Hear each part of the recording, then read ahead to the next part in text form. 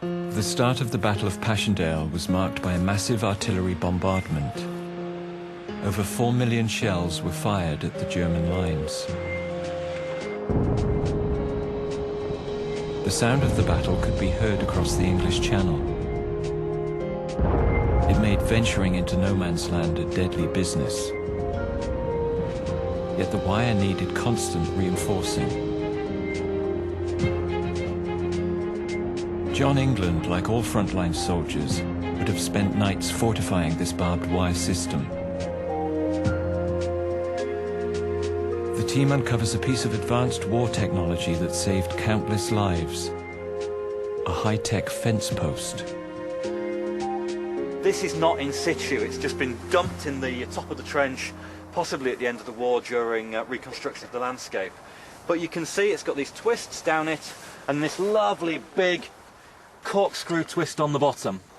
Now the way one of these works is that's screwed into the ground, rather as we can see it here, albeit at the wrong angle, and the barbed wire is placed and stretched and wound through here to create the entanglements out there in no man's land. Now, when British Army, I think all forces, are initially out here at the beginning of the First War, they're using posts.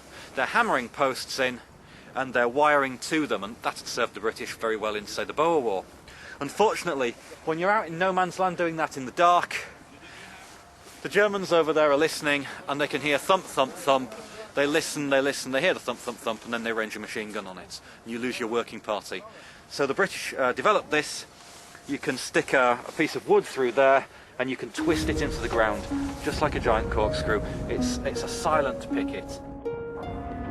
Wiring is still a very nasty, dangerous job. Men hate doing it, but this does definitely improve your chances of coming back at the end of the night.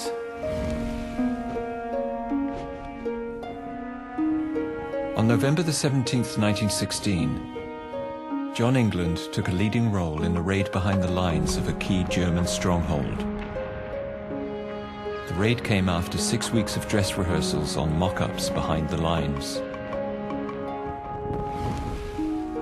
Perhaps with one last glance at the very wristwatch uncovered by no man's land, England and 6 other officers led 145 men on a meticulously planned night attack.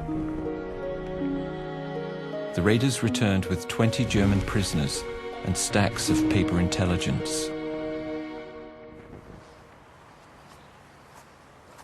By 1917, constant artillery shelling and Passchendaele's sea of mud had forced trench design to evolve.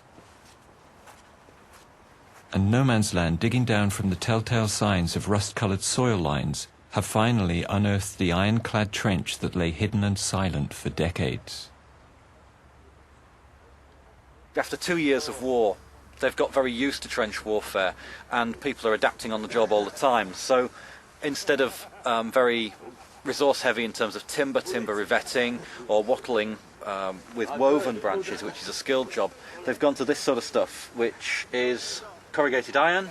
That's being held in place by 1, 2 timber posts.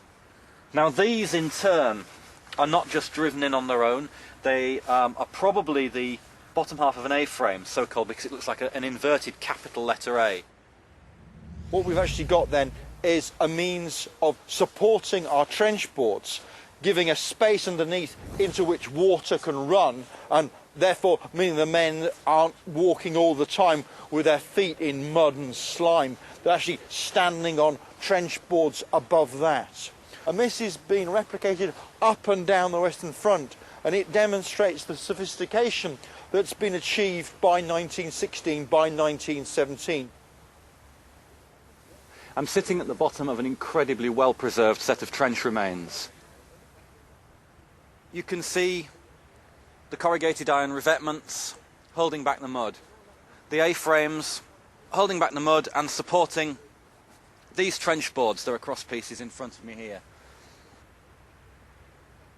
There's a bracing piece there and over there, again holding the revetments apart, keeping the whole thing in place. And one of the reasons for that is behind me, because the trench stops there. It's been closed off because there's evidence of a massive shell burst.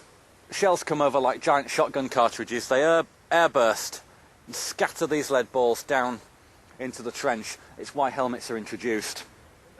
And just in there, that's where 16 or so hand grenades were found, in position, ready to repel an attack if the Germans had come across no man's land towards the British trenches here.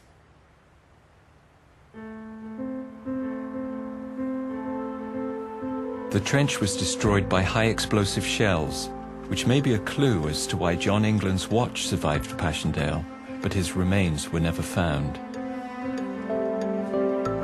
This is an artillery war. That's why people live in trenches. And of course a big shell won't leave a nice skeleton that we can excavate. It leaves bits. There's a phrase, knocked to spots. What it means is you're knocked to pieces the size of an old penny, and you're just smeared across the trenches. And actually, the entire sum of human remains from the site can be fitted into a bag this size.